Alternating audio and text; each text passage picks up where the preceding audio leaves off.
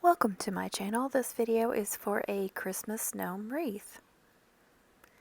So here is the sign. This is a Dollar Tree sign. It's an MDF sign. I'm going to attach these two cable tie mounts. They're just plastic, and I order these off of Amazon.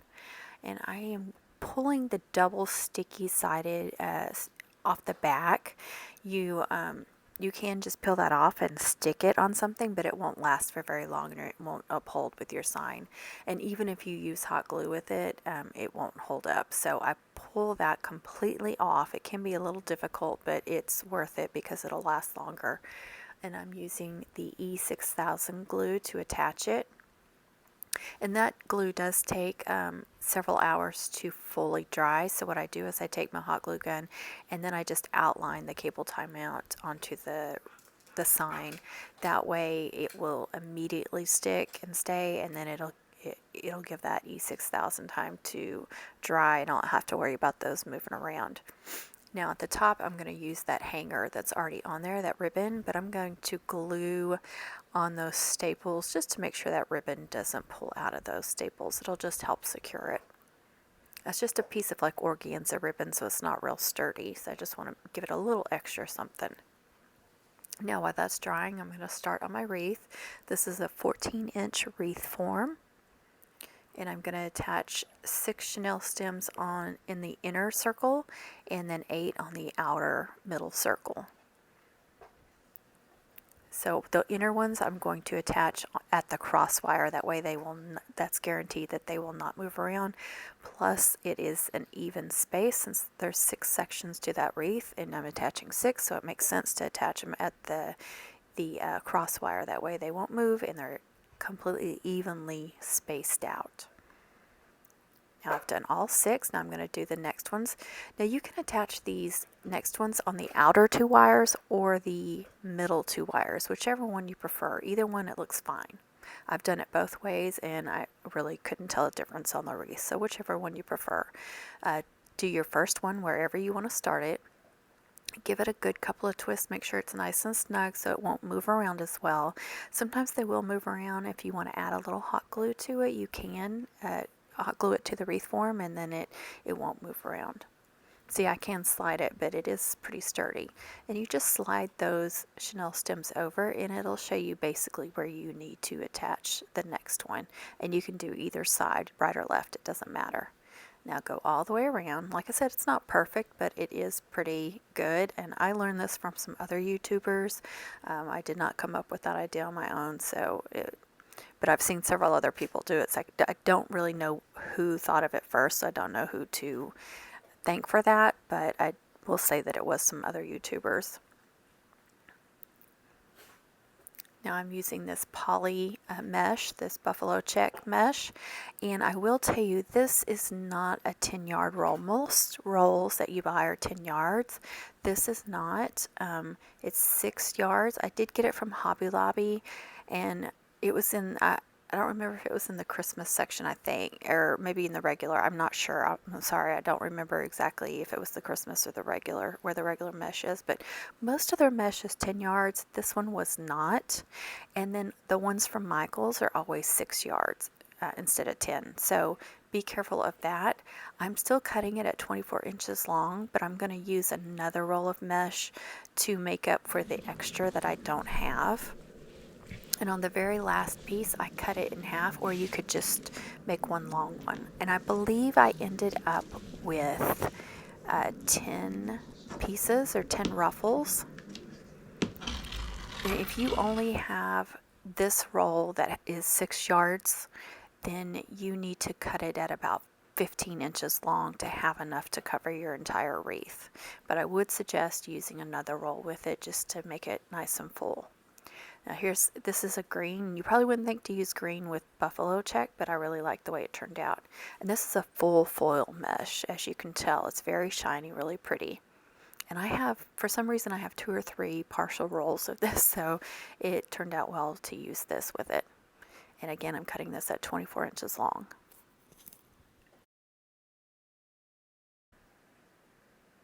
When you get to the end of the roll like this, you'll notice that it's kind of messed up at the end, so I like to cut that off. I don't want to use that, so just give it a nice clean cut there. And then this is another, see, this is another partial roll, so I cut the end to make it nice and clean. And I believe all I got was 4 ruffles was all I needed. Now I like to use the woodland ruffle method where you spiral the end, ruffle the middle, and spiral the other end. It's very simple, but it gives it a really pretty ruffle, and then it also cuts down on the fraying, or what you can see of the fraying, because those ends are rolled in, and then that's also on the inside of the wreath. So attach that to any one of the wreath ties you want to, and give it a couple of twists. Now, since I'm using 2 different colors of mesh, I need to make sure that I space them out evenly. So I'm going to attach this buffalo check in sections on the wreath. That way those 4 green ones will be spaced out all over the form, which you could do the 4 green ones first if you wanted to, at like north, south, east, and west, to make sure they're evenly spaced. Now, if you were trying to go with a different unique look and you wanted to put the green ones all together and then the buffalo checks all together, that would be unique too, especially if you're doing like an American flag theme or something. But as you can see, I'm spacing those out and making sure I leave 1 on each, like north, south, east, and west, or a plus sign. Just think of it that way. Get every one of those on there. You can see that it's still nice and full. Adding those green will make sure that I've got all 14 of those covered. There's the last 2 right there. Get those attached very quickly. And I like the way the green and the buffalo check turned out. Usually you'll see red with buffalo check, so I wanted to do something unique and different. Next, I'm going to attach some ribbons, and I'm just going to show you a neat little hack here. I got this basket from Dollar Tree, and this is a dowel rod. This is a regular dowel rod that you would get from like Lowe's or somewhere. It's a longer one. And I'm just putting those ribbons in there with that dowel rod. That way the ribbons won't get all twisted up, and I don't have to fight the ribbon spools. Those ribbon spools are really large, so they didn't fit in that basket quite as well as I'd like to, but it still worked. So I'm going to attach all 3 ribbons at the same time. I'm not doing ribbon spikes. You know, I get tired of doing the same thing. Everybody does ribbon spikes, and I'm not saying it doesn't look good. It does. It just, you know, I like to do different things. I like to, every time I make a wreath, I want them to look different, all unique and different. So I'm just pinching those ribbons there in the center. And I left a few inches on the end. This is where I'm going to attach my bow, so I don't really have to worry about those spikes or those tails showing. They'll be right behind the bow. And I'm just going to attach the ribbons in like a loop form or a poof form, like you would the mesh if you were going to do the mesh in a poof form. And I'm just eyeballing it. If I had to guess, I'd say I did about a 12-inch length. And I'm not attaching them to every ruffle, on top of every ruffle. I'm mostly going around the outer part of the wreath, but there were a couple that I attached on the center ruffles too. I just eyeballed it to see where it looked like it needed to be attached. You could go around and attach it to every one of them. Just mainly stick with the outside or the inside, or go back and forth. It's really up to you. And then I'm pulling those 3 ribbons apart. And I think I went pretty bold with the ribbons too. The gnome ribbon had the buffalo check in it, but then that red with the gold trees, it really stood out. And then that green mesh, it just, to me, it was really bold colors, and I was really happy with the result. So here's the very last one. I'm going to attach it on top of the very first one. In the same manner, I'm going to leave a few inches of a tail there.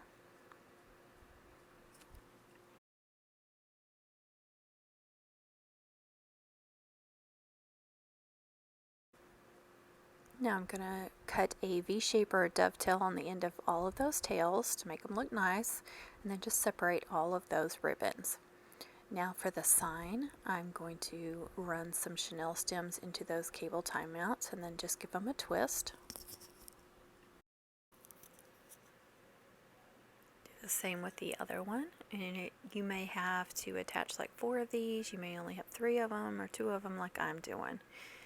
Now decide where you want your sign on your wreath, and actually you should do that before you attach your cable tie mounts, because if you're going to attach the sign over to one side, then you want to attach your mounts more towards the center of your sign. But if you're attaching your sign to the center of your wreath like I'm doing, then you want to attach your cable tie mounts or staple chenille stems to the corners of it. And then I'm just running my chenille stems through the gaps in the mesh. I don't push my chenille stems through the mesh. I don't want to tear up the mesh. I just find gaps between the mesh and push the chenille stem through there. And then I pull the chenille stems pretty snug and give it a couple of twists, and then I check it once I've got them on there. I make sure that the sign is snug enough, that it's not too loose, that it's not too tight, and then I'll go back and tighten all those chenille stems and make sure I hide all the ends. Now again, like I said, I'm only using the ribbon on the top there, so I just used a partial chenille stem on the top to secure that ribbon to the wreath form. Now I've got this plush gnome, but this is one of those heavy ones that's like a door stopper, I guess. You can just tell, you pick it up and it's real heavy. So what I'm doing is I'm just cutting that thread on the back to open that up. And I do have a seam thread ripper, but I just grabbed my X-Acto knife. It was closer. I'm just pulling that apart, and there's a bag of like sand in the bottom, and that one ripped. I've never had it do that before, but that one ripped, so I had to be careful and get a little cup and pull it out with so that sand didn't get everywhere. But that's all it takes to get rid of that, so you don't have that heavy thing on your wreath. Now I'm just taking some floral wire, and I'm going to sew it back together there in the center. But I'm also using that floral wire to hang it to the wreath, so I want to make sure I have plenty hanging on the end of that. So I ran it through both ends of that where I'd cut it or pulled it apart. Now I'm going to add some hot glue to seal it back together. You don't have to sew these back together, just use some hot glue, it'll cover it. Do both ends there. It got a little hung up on me though when I tried to seal it back, glued to me. I was going to cut that out, and I thought, now I'll show everybody, because usually on these videos everybody just sees what works and not what doesn't, so you don't see the mishaps. I'll give that floral wire a couple of twists, and now you can use that as part of the hanger, but you want to do more than that. And I'm just adding some more glue, make sure it's nice and sealed. I don't think it really matters, but I don't like having gaps on there. So I'm going to add another piece of floral wire towards the top back. It can be a little difficult sometimes to get it to push through there, but I usually am able to do it. I've seen other people that actually cut it a little bit and then use a chenille stem. I just worry that it will rip, so I like to just use the floral wire and not rip it. And again, I'm just finding some gaps in between the mesh and wrapping that around the wreath form, twisting it off good. And I didn't show where on the sign where I went back and twisted those chenille stems and made them nice and tight. Now I'm going to the center one. Do the same thing. Make sure you wrap it good and you don't have all those ends on the chenille stems and stuff sticking out. So I decided to go ahead and attach or use one more floral wire on the top, because it still kind of leaned forward a little bit. It did kind of pull the hat back a little bit, but I was happier with the result because it just looked like it was going to fall forward.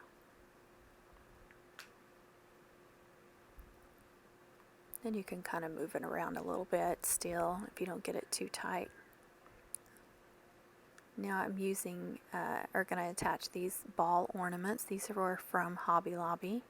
And usually I like to just pull those tops off and then hot glue them back together, but I tried to just add a little dab of hot glue and not take them off, because some of them were actually kind of hard to remove. but it didn't help too much. So I ended up, you'll see I'll end up taking them off and adding the hot glue. So I'm just using the chenille stems that were in the middle of the mesh ruffles. That's what I started out with the chenille stems where I put the ruffles on there, and those ends, I'm just using those to attach the ball ornaments. I'm not adding any more chenille stems. I'm just running it through one of the chenille stems and then twisting the two chenille stems together so it doesn't fall off. And I don't remember exactly how many I attached. I want to say around 7. I think it was an odd number.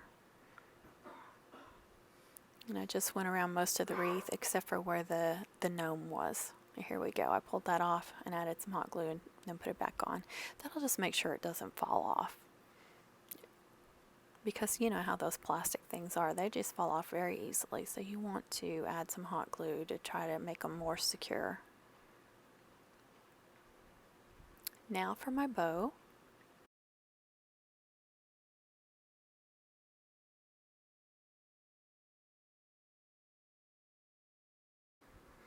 I'm going to do one bow, and I want to have long tails. I want it to be a really pretty big bow.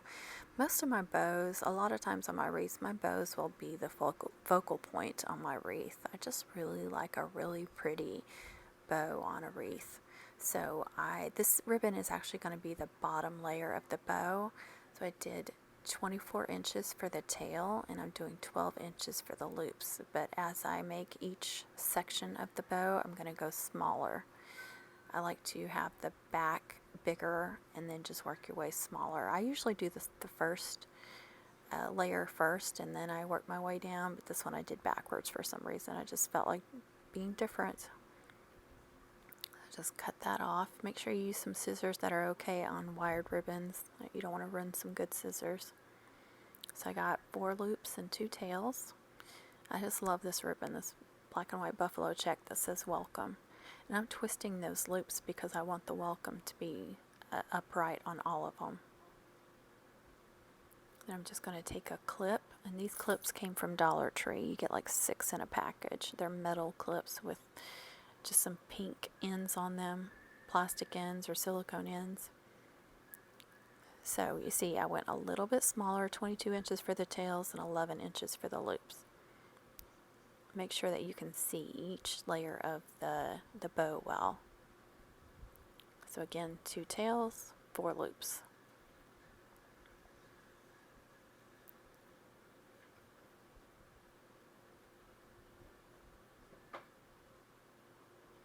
Now for my top layer, the cute gnome ribbon.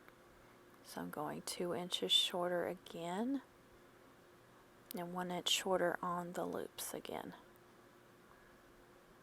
Make sure you twist your ribbon when you're making your loops. You make a loop and then you twist your ribbon and make your next loop. And you go from one side to the next, like top and bottom. You see where I'm holding it? I've got a loop on the top and a loop on the bottom. And I just go back and forth, making however many loops you want. I'm just making 4 each and 2 tails each, because since I'm making a layered bow with lots of ribbons, you don't need as many loops.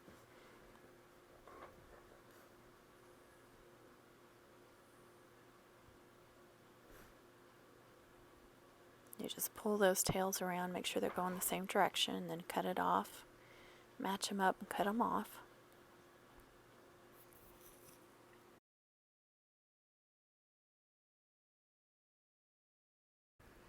Again, I am twisting those loops around to make sure that the pattern is all going in the same direction. And you really need to do this before you attach all the sections together, or before you attach a chenille stem or cable tie or whatever to the center of your bow. Now I'm just going to get these all together and attach them all at one time. Just secure them all at one time and attach them. So even though I did 4 loops on each ribbon, which didn't sound like a lot, when you times that by 3, you got 12 loops. So it's a plenty big bow there. And I'm using a cable tie to secure the center of all 3 of those together. And if you just pull that really tight as you can, because the tighter you get your bow in the center, the better your bow will look. So I really like to pull it as tight as I can. That's why I prefer to use a cable tie instead of just a chenille stem, because you're not going to be able to get it as tight in the center. But then I'll take a chenille stem or a wreath tie and wrap that around the center to be able to attach it to the wreath. Now I'm going to clean up all the ends. You can just cut them at a slant. You can fold them under, or you can cut the V-shape or dovetail, whichever you prefer. And I'm going to cut a V-shape on the ends. Just fold that over and cut it towards the center. You don't want to crease your ribbon though. And then I got this cute bell from Hobby Lobby. They came in a 6-pack in different colors, but it actually says Merry Christmas on the bell. And they had cute bows on them already attached. So I'm going to run a chenille stem through there. It's a little difficult since they already have that bow on there, so they kind of covered up the hanger. So I had to kind of work it in there a little bit and get my needle nose pliers to pull it through. But it's a super cute bell, and I wanted to use that instead of just a plain one. There it goes. So all I'm doing is wrapping that around the center. Very simple. Twisting that chenille stem off.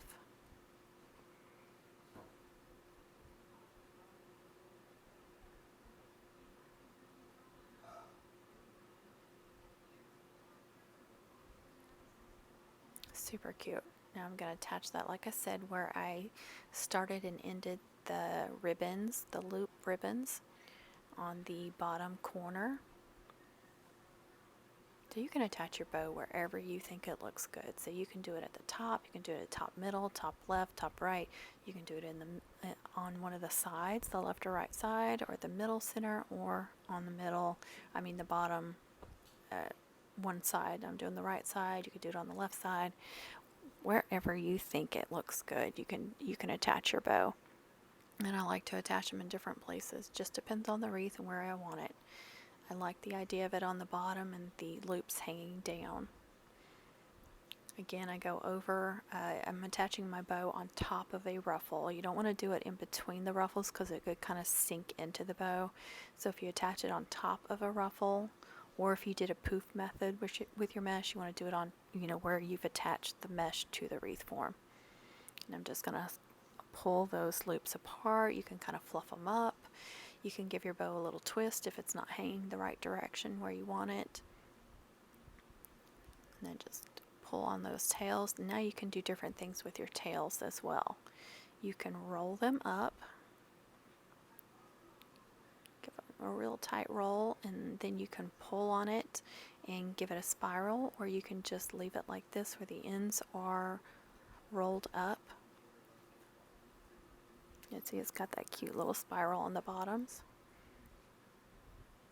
Now I'm going to roll these, but I'm going to do these in like a spiral. So you can do all the tails differently, or you can do them all the same. Now see where I'm going to grab the end after I do this one. Just roll that up nice and tight.